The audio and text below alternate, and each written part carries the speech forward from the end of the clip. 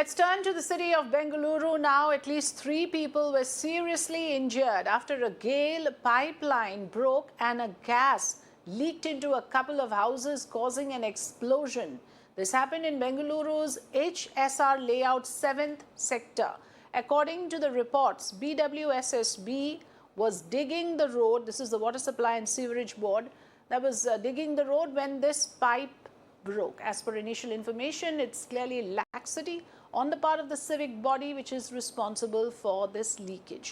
Times Network reached out to an eyewitness and the victim's relative. This is what he had to say. GAIL pipeline leakage हुआ ना, ये क्या exactly हुआ था? ये क्या हुआ है, ये बीबीएमपी का जो ये ड्रेन आता है ना, ड्रेन खोदने के टाइम पे ड्रेन में ही गेल का गैस पाइपलाइन था. ओके. तो वो लोग क्या कर रहे हैं, गैस ये जो जेसीबी वाला आता है ना, वो क्या कर रहा है, वो चेम्बर खोदने के टाइम पे गैस पाइपलाइन को डैमेज कर दिया. डैमेज करके क्या कर रहा है, उसके बाद उसके ऊपर ये जो मट्टी रहती है ना, वो मट्टी डाल के मुझ के भाग गया. वो क्या हुआ है, बाद में उसको उधर जो गेल का जो कांटेक्ट नंबर रहता है ना, उधर जो इमरजेंसी नंबर रहता है ना, उसको कॉल करा तो कोई रिस्पांस नहीं करा. रेस्पॉन्स नहीं करा. उसके बाद क्या हुआ है, वो ड्रेन जो फोड़ा था ना, जो जिधर चेम्बर था, वो चेम्बर में से क्या हुआ है, जो ड्रेन का पाइप है ना, उसमें से गैस जाके घर के अंदर ब्लास्ट हुआ है. कितना लोगों को इंजरी हुआ है सर? उसमें दो आदमी को 40% इंजरी हुआ है और एक मेरे भाई को पैर पे जो ब्लास्ट हुआ है ना, तो ग्लासेस पूरे फूट के पैर पे चुभा है.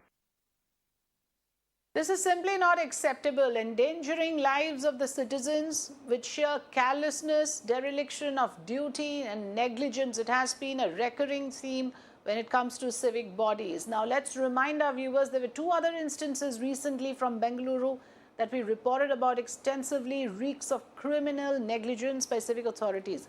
Look at those pictures, if we can just jog your memory. 10th of January this year, an under-construction metro pillar on Bengaluru's outer ring road collapsed, resulting in the death of a mother-son duo who were travelling on a bike.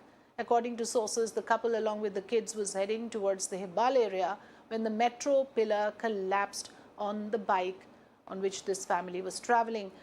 March 2022, again, those pictures also on your screens. The transformer installed on a footpath near the Manganahalli bridge in Bengaluru exploded as Sewerage and Chaitanya, father-daughter, were passing on a scooter. Sewerage died on the spot while Chaitanya succumbed to burn injuries a day later.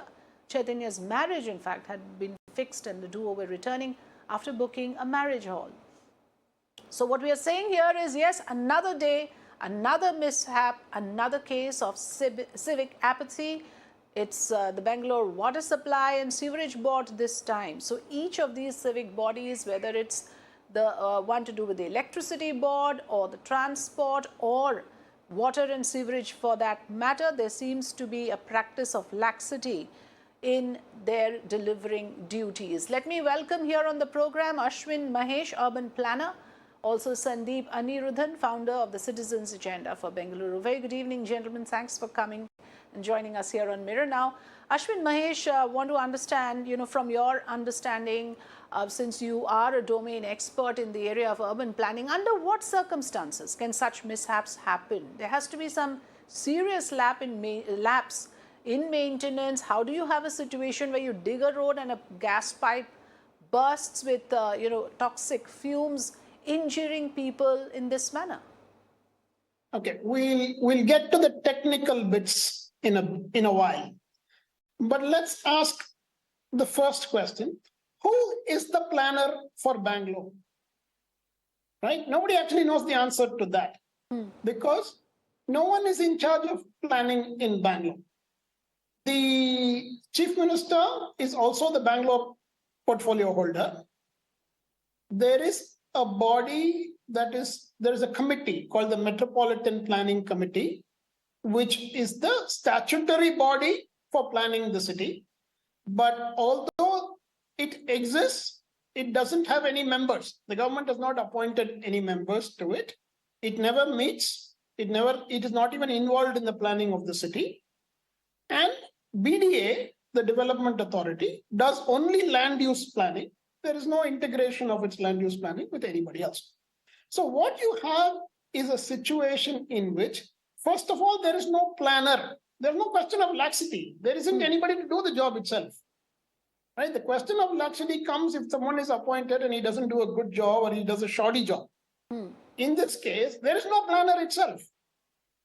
So that's the first thing that needs to be fixed. Somebody has to be in charge of planning in the city. Just a clarification, Mr. Mahesh, are you saying that each of these units are operating in isolation? There is no coordination and therefore these kind of things are waiting to happen since there is 100%, no competent 100%. authority or a nodal body handling all of them and handling the collaborative work? No, there is a body like that. The government has refused to appoint anybody to that body. Okay. It is notified in law. On paper, it exists. What it doesn't have is staff, budget, office, all of those things.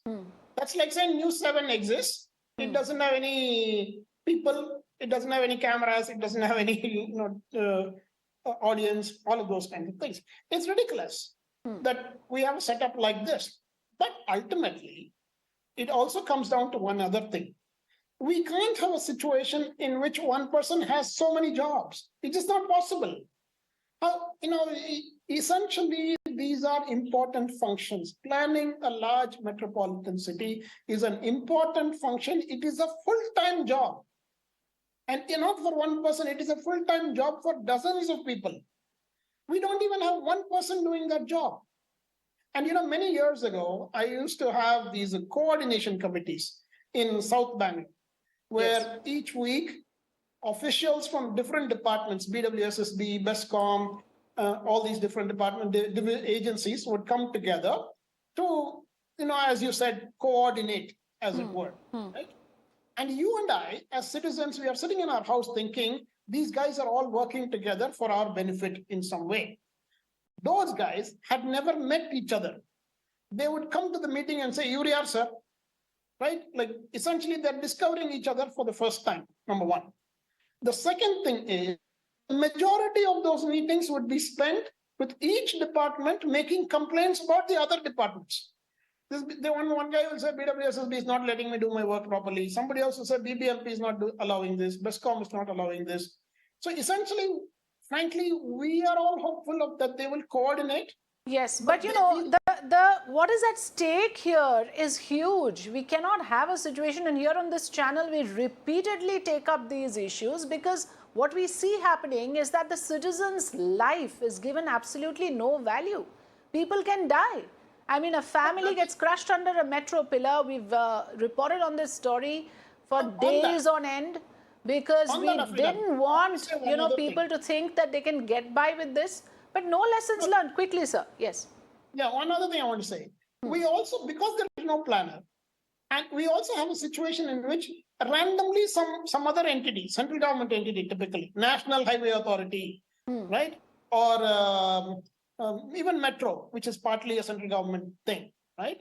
You have all these other agencies, Indian Railways, who will suddenly decide to do a project in Bangalore or somewhere in the state, in which they never talk to anybody who is part of the planning body in the state. Yes, which is what I said. It seems everyone's working in isolation with no method in this madness. Sandeep Anirudha, I was taking a look at the number of civic bodies, and you as a citizen's voice who take up these issues can tell us better.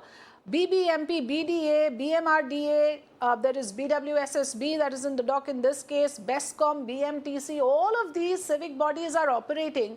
Are we saying in their own la-la land with no connect or coordination with each other, as Mr. Mahesh is pointing out? And how can that be? Isn't the Chief Minister directly responsible and directly answerable if that is the case? Afrida, I totally agree with what Ashwin was saying. In fact, I want to expand on that. The Chief Minister is not only responsible for all that is going wrong, he is in violation of the Constitution of India, because the 74th Amendment clearly says cities which have more than 1 million population should have an autonomous planning authority, which is the Metropolitan Planning Committee, which Ashwin was referring to. It also significantly says that the city government should be decentralized and devolved, and all agencies should be unified. There are 18 services which are supposed to be unified. So today we are seeing an example of how multiple agencies are working without talking to each other. They are supposed to be part of the same body as per the 74th Amendment. It is constitutional. So therefore, the state government is violating the constitution. They're not allowing the city to have a proper, efficient government, which is unified. Now, we would expect that Bangalore being the IT capital of India or perhaps the world, it should at least have digitally mapped utilities, but typically none of these agencies know where their pipes are going, where the cables are going. If we dig up a road, there is absolutely no clue who has put what under that road, which is why typically when somebody digs up a road, we will lose our internet connection for a day, we will lose power supply for a day or water supply for a day. And BWSSB, which is in charge of both sewage and water, typically the water supply is contaminated with sewage because they themselves have no clue how they're laying their sewage pipes and water pipes. Typically they're laid next to each other, which is a violation of health norms. So basically, Bangalore lives in a la-la land. The problem is we have been hardwiring this as normal. This is not normal. This is not acceptable. Every time there is an accident, we suddenly wake up to this fact. We talk about it on TV studios and everything, and then it's forgotten. Thereby, what's happening is people are normalizing this more and more. There is no safety aspect. Not just When the metro normalizing accident this, happened, Sandeep Anirudhan, there is the also IoT. these optics created about how Karnataka is wooing global investors. There's this varnish that we see happen time and again, that here is a city, a world-class city being created, which is a hub for global investors. How do you do that? How do you do something like that when you don't have the basics right? Ashwin, Mahesh, I want to ask you this question because, you know, this is a country that has seen the worst gas tragedies. And the matter is still being dealt in court even as we speak. These kind of instances, this may be an instance that has only injured 3 people, but we know if things go wrong in this manner, what can happen? Generations get impacted. Air, water, soil contamination happens. A gas leakage is a very serious issue. Why is it that we don't see the government of the day, the local and the state administration waking up to this? No, in a sense, we are always looking for the immediate solution. We're looking for answers from the government. And they are comfortable with that kind of expectation. You should understand that if you go to the government and say, oh, what are you doing about this? What are you doing about that? He'll give you some answer. And if you say this should be done or that should be done, he'll say, Nadita is sir, it's happening. All of that will happen. But the reality is that no one is in charge. Even now, even if they appoint a Bangalore minister, what use is a Bangalore minister without a planning body? Right?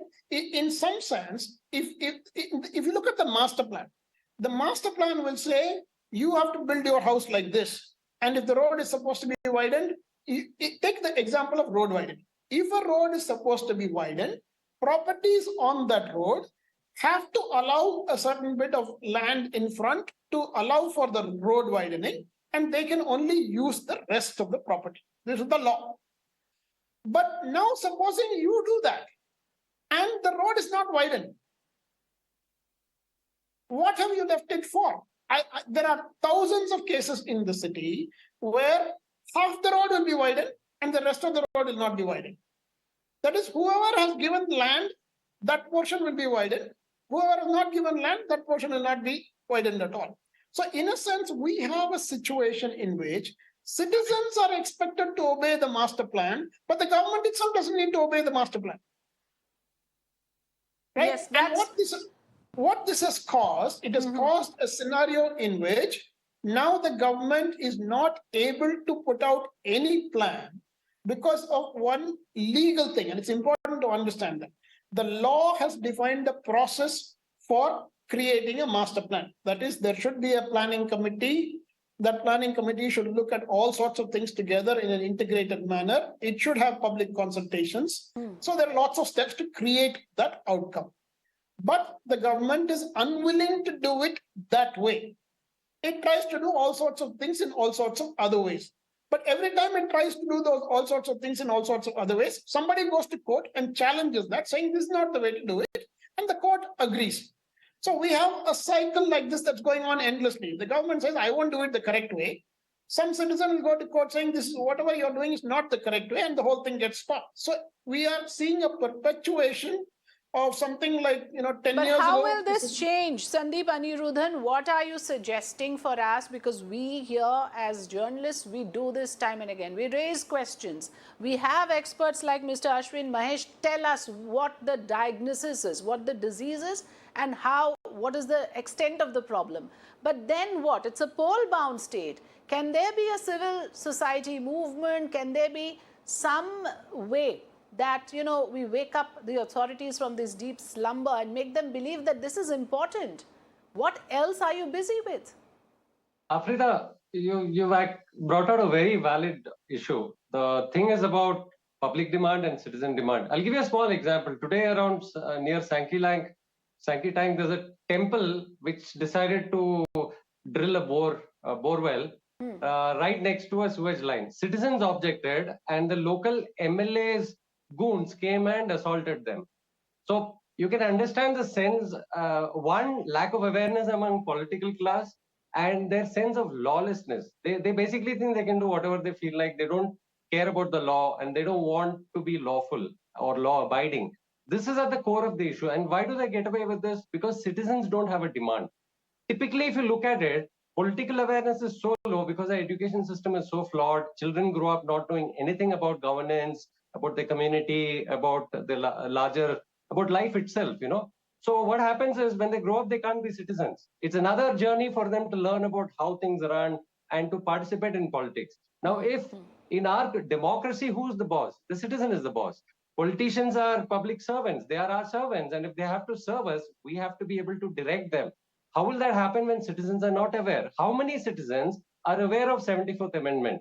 All the cities in India are not obeying this law. If you ask me, it's not a unique to Bangalore problem. Yes, it is not. None of You're the cities in India have a metropolitan planning committee. None of the cities in India have decentralized, unified city governments. Yes. Why? Because people are not demanding it. Why people don't demand it? They're not aware of it. Which is why we bring voices like you, Sandeep Anirudhan, to tell us actually the idea is also to make people aware, to inform, like you just did. Thank you so much for all your valuable inputs and information. Yes, quick last word, Mr. Mahesh, before we wind up. I would say, so, what is the first step that can be taken that will begin to solve this problem, right? That's the question, right?